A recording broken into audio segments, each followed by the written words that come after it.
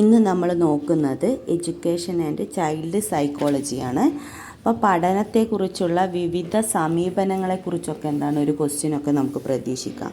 ചിലപ്പോൾ എന്താണ് പഠനത്തെക്കുറിച്ച് എത്ര വ്യത്യസ്ത സമീപനങ്ങളാണുള്ളതെന്ന് ചോദിച്ചു കഴിഞ്ഞാൽ നമുക്ക് വ്യക്തമായിട്ടൊരു ധാരണ വേണം. അപ്പോൾ അതിനെക്കുറിച്ചൊരു ബേസിക് ആയിട്ടുള്ളൊരു കാര്യങ്ങളാണ് ഞാനിപ്പോൾ ഇവിടെ പറയുന്നത്. അപ്പോൾ പഠനത്തെക്കുറിച്ചിട്ട് 5 സമീപനങ്ങളാണ് നമുക്ക് വരുന്നത്. അപ്പോൾ അത് ഏതൊക്കെയാണ്? വ്യവഹാരിക സമീപനം അല്ലെങ്കിൽ ബിഹേവിയറൽ അപ്രോച്ചാണ്. അതുപോലെ വൈജ്ഞാനിക സമീപനം, മനോവിശ്ലേഷണ സമീപനം, ന്യൂറോബയോളജിക്കൽ സമീപനം, പിന്നെ മാനവിക സമീപനം. അപ്പോൾ ഏതൊക്കെയാണ്? വ്യവഹാരിക സമീപനം. അപ്പം നമ്മൾ അതിലാണ് വാദമൊക്കെ വരുന്നുണ്ടല്ലോ. അപ്പോൾ അതൊക്കെ വരുന്നത് ഈ ഒരു വ്യവഹാരിക സമീപനത്തിലാണ്. അപ്പം ആദ്യത്തേത് നമ്മൾ പറയുന്നത് വ്യവഹാരിക സമീപനം ബിഹേവിയറൽ അപ്രോച്ചാണ്. അപ്പോൾ അതിലെന്താണ്? അതിൻ്റെ മുഖ്യ ഉപജ്ഞാതാവ് എന്ന് പറയുന്നത് JB വാട്സൺ ആണ്. അദ്ദേഹം ഒരു അമേരിക്കൻ മനഃശാസ്ത്രജ്ഞനാണെന്ന് കൂടി ഓർത്തിരിക്കുക. അപ്പോൾ JB വാട്സൺ ആണ് വ്യവഹാരിക സമീപനം കൊണ്ടുവന്നത്. അപ്പോൾ ഈ ഒരു വ്യവഹാരിക ശാസ്ത്രമാണ് മനഃശാസ്ത്രമെന്നും ഒരു പഠിതാവിന് അവൻ്റെ സാഹചര്യങ്ങൾ മനസ്സിലാക്കുകയാണ് വിദ്യാഭ്യാസത്തിൻ്റെ ലക്ഷ്യമെന്നാണ് അദ്ദേഹം പറയുന്നത്. അപ്പോൾ അതിലെന്താണ് പറഞ്ഞിരിക്കുന്നത്? വ്യവഹാരശാസ്ത്രമാണ് മനഃശാസ്ത്രം അല്ലേ. അപ്പം വ്യവഹാരശാസ്ത്രത്തെക്കുറിച്ചാണ് അദ്ദേഹം അവിടെ പരാമർശിക്കുന്നത്. ഒരു പഠിതാവിന് അവൻ്റെ സാഹചര്യങ്ങൾ മനസ്സിലാക്കണം. അപ്പോൾ ഒരു പഠിതാവിന് അവൻ്റെ ചുറ്റുപാടുകൾ അല്ലെങ്കിൽ അവൻ്റെ സാഹചര്യങ്ങൾ മനസ്സിലാക്കിയാണ് അവൻ വിദ്യാഭ്യാസത്തിൻ്റെ ലക്ഷ്യം. ആ ഒരു സാഹചര്യം മനസ്സിലാക്കുന്നതിലൂടെ അവൻ കുറേ അറിവുകൾ അവൻ ആർജിച്ചെടുക്കുന്നുണ്ട് അല്ലേ. അപ്പോൾ അവൻ്റെ എന്തൊക്കെയാണ് അവൻ്റെ സാഹചര്യങ്ങൾ എന്ന് അവൻ മനസ്സിലാക്കുമ്പോൾ അവിടെ അതിലൂടെ ഒരു ലക്ഷ്യബോധത്തിലൂടേക്ക് അവൻ എത്തിച്ചേരുകയാണ് ചെയ്യുന്നത്. അപ്പോൾ ഒരു പഠിതാവിന് അവൻ്റെ സാഹചര്യങ്ങൾ എന്താണെന്ന് മനസ്സിലാക്കാനും വിദ്യാഭ്യാസത്തിലേക്ക് എത്തിച്ചേരുവാനുള്ള ഒരു ലക്ഷ്യമാണ് ഇവിടെ JB വാട്സൺ പറയുന്നത്. ഈ ഒരു വ്യവഹാരവാദത്തിലൂടെ നമുക്കത് നിരീക്ഷിക്കാനും അളക്കാനും ഒക്കെ കഴിയും. അപ്പോൾ എന്താണോ കുട്ടി പഠിക്കുന്നത്, ആ പഠിക്കുന്ന കാര്യങ്ങൾ നമുക്കതിലൂടെ നിരീക്ഷിക്കാനും അളക്കാനും സാധിക്കുന്ന ഒരു പ്രതിഭാസമാണ് വ്യവഹാരിക സമീപനം എന്ന് പറയുന്നത്.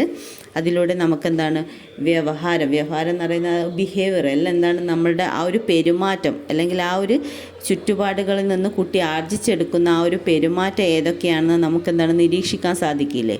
ഒരു വ്യക്തി നമ്മുടെ മുന്നിലൂടെ എന്തെങ്കിലും രീതിയിലൊരു പെരുമാറ്റം കാണിച്ചു പോകുമ്പോൾ നമ്മൾ പറയാറുണ്ടല്ലേ, അയാൾക്ക് എന്തോ പെരുമാറ്റ വൈകല്യമുണ്ട് എന്ന് പറയാറുണ്ട്. അപ്പോൾ അതുപോലെ ഏതൊരു വ്യക്തിയും നമ്മുടെ സമൂഹത്തിൽ ജീവിക്കുന്ന ഏതൊരു വ്യക്തിയുടെയും പെരുമാറ്റം അല്ലെങ്കിൽ ആ വ്യവഹാരത്തിലൂടെ നമുക്ക് ആ വ്യക്തിയെ മനസ്സിലാക്കാൻ സാധിക്കും അല്ലേ. അതാണ് ഇവിടെ ഉദ്ദേശിക്കുന്നത്. അപ്പം വ്യവഹാരവാദം എന്ന് പറയുന്നത് അല്ലെങ്കിൽ വ്യവഹാര സമീപനം എന്ന് പറയുന്നത് ഒരു ചുറ്റുപാടിൽ നിന്ന് ഒരു കുട്ടി ആർജിച്ചെടുക്കുന്ന എല്ലാ കാര്യങ്ങളും നമുക്ക് വിദ്യാഭ്യാസത്തിൻ്റെ ലക്ഷ്യമായിട്ട് കൊണ്ടുപോകാം. അപ്പോൾ ആ കുട്ടിയുടെ ഏതൊക്കെ കഴിവുകളാണ് അല്ലെങ്കിൽ എന്തൊക്കെ പെരുമാറ്റങ്ങളാണ് എല്ലാം നമുക്ക് നിരീക്ഷിക്കാൻ സാധിക്കും അല്ലേ. ഒരു ചെറിയൊരു കൊച്ചു കുട്ടിയാണെങ്കിൽ പോലും ചെറുപ്പത്തിൽ കാണിക്കുന്ന പല കാര്യങ്ങളിലൂടെയും നമ്മൾ ആ കൊച്ചിനെ വിലയിരുത്താറുണ്ട് അല്ലേ. പക്ഷെ അത് ശരിയായിട്ടുള്ളൊരു വിലയിരുത്തലാണ് ഒരിക്കലും അല്ല. നമുക്ക് ചെറുപ്പത്തിലുള്ള പല കാര്യങ്ങളും ആയിരിക്കില്ല മുതിർന്ന് വരുമ്പോൾ നമുക്ക് മാറ്റങ്ങൾ ഉണ്ടാവും അല്ലേ.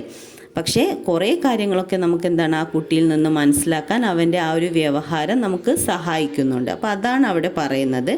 അപ്പോൾ നമുക്കൊരു ഏകദേശം നമുക്കൊരു സ്വിച്ച് ബോർഡിനെ ഉദ്ദേശിച്ച് കഴിഞ്ഞാൽ നമ്മളൊരു സ്വിച്ച് ഇടുന്ന സമയത്ത് ലൈറ്റ് കത്തുന്നുണ്ട്. അപ്പോൾ സ്വിച്ച് ഇടുന്നത് എന്ന് പറയുന്നത് അതൊരു ചോദകമാണ് അല്ലേ. നമ്മളൊരു ചോദകം നൽകുകയാണ്, ഒരു സ്റ്റിമുലസ് അവിടെ കൊടുക്കുന്ന സമയത്താണ് അവിടെ ലൈറ്റ് കത്തുന്നത്. അല്ലാതെ സ്വിച്ച് ഇടാതെ ഇരുന്ന് കഴിഞ്ഞാൽ അവിടെ ലൈറ്റ് കത്തോ ഇല്ല. അപ്പോൾ സ്വിച്ച് ബോർഡിനെ അവിടെ നമ്മൾ ഒരു മനസ്സിൽ വെച്ചാൽ മതി. വ്യവഹാര ബാധകവുമായിട്ട് ഉള്ള എന്തെങ്കിലും ഒരു ക്വസ്റ്റ്യൻ വരുന്ന സമയത്ത് നമ്മൾ അവിടെ ഒരു ചോദകം നൽകണം. എങ്കിൽ മാത്രമേ നമുക്ക് അവിടെ നിന്നൊരു റെസ്പോൺസ് നമുക്ക് ലഭിക്കുകയുള്ളൂ അല്ലേ.